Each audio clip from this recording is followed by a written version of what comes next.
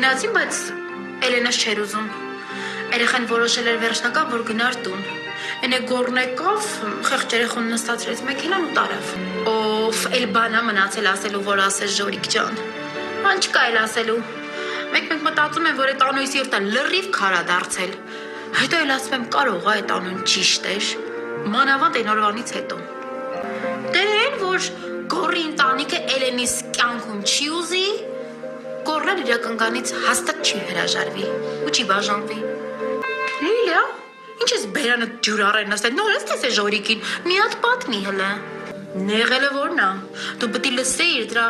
հերը ոնց որ այն մարդ կատաղած գել լներ, հենց էր հարցակվե խեղճ տխու վրա, որ չէ, ախպեր,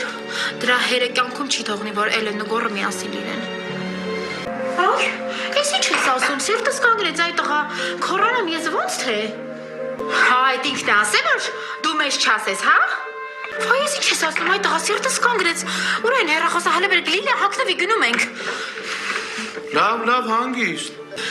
Հիմա էլ աշխատանքը հա փնտրում այդ կնիկը։ Հա դե աղքատ հապարտ վիճակն է էլի մոտը։ Չգիտեմ, Աստված ջան։